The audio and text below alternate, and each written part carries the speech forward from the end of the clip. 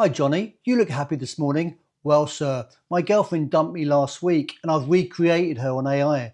This morning she told me she loved me. I mean, what the actual...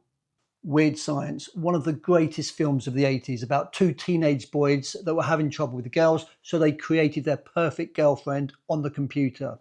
To be fair, they were very good at it. They created Kelly LeBrock and she was beautiful. Spoiler alert, at the end, she goes back to her floppy disk and they get through adolescence relatively unharmed. But this is happening now, today. Last month in Las Vegas, there was an AI conference and there was competition about which AI companies can keep your dead relatives alive. All you have to do is send them text, birthday cards, videos of weddings, and they can bring that relative back. So every morning when you have a cup of tea, you can chat to your dead relative. Where is the consent? Did that dead relative say it's okay that they want to be kept alive? Food for thought. Now, I don't have a problem with something like OnlyFans. I'm not on it, but there's lots of people that will pay for lots of strange things. But if the girl's happy to run around the block and post a little test tube of sweat and someone else is happy to pay thousands of pounds for it, it's okay. What they get up to is fine, but they're consenting. She's consenting to send it and he's consenting to pay for it. That's okay. Now, I have an issue about the government with this. iPhones have been out for 20 years. 2006 was the first iPhone. And young children, young boys and girls have had access to some of the most violent porn out there for 20 years. We could have put verification in 20 years ago, but we are losing a battle against these massive tech giants that are feeding and paying governments money so we don't have that kind of verification. Thank goodness in 2025 there is now verification for porn sites and they've seen a huge drop in the first couple of months.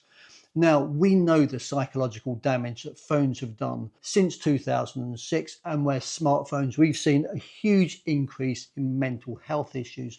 But what's going to happen if we take this to the next stage, where you can bring back ex-girlfriends to life, where you can bring back dead relatives to life? What's going to happen there? The research says at the moment that accidents outside the home are reducing, accidents inside the home for teenagers are increasing. The amount of time that teenagers are spending unhealthily in their bedrooms looking at phones is just on the increase. We know it's a massive issue in education. But what's going to happen when you can start creating humans as part of that technology? Now, I understand why people put into AI models, please give me a wedding speech in the style of Ricky Gervais. But has he consented to that? Probably not. Look at the music industry. They are suffering at the moment because AI has a free rein to steal that. And it keeps going in and out of Parliament, but they keep rejecting sensible models of how you can use AI and keep individuals' creativity and their IPs intact. So let's get back to the original question. Can you recreate your ex-girlfriend in AI? Of course you can. Should you do it? Well, I'll be fascinated to hear your views. Please put it in the comments. This is a bag of worms here, but I'd be really interested to see how you would manage it if this is happening in your classroom. It's coming.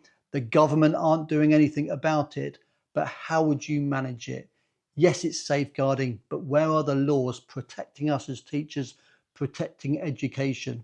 Or who's going to pick up the pieces of the next generation? Now, I know this video is an absolute rant, but I'm worried. I'm really concerned about the young people that we are trying to guide through life. But without these restrictions, without this age verification, without some kind of restriction on the AI technology, where is it going to end? I love AI. I say it nearly every video, but we should be using it carefully. If you're driving a car without seatbelts, if you're driving a car that hasn't been through its MOT safely, we're going to see lots of dead bodies around the streets. This is going to happen to our young people and we need to do something about it. Rant over. In the next video, I will be showing you more practical solutions, but in the meantime, let's really think about the ethical side of what we're doing and where is the morality of these massive global tech companies.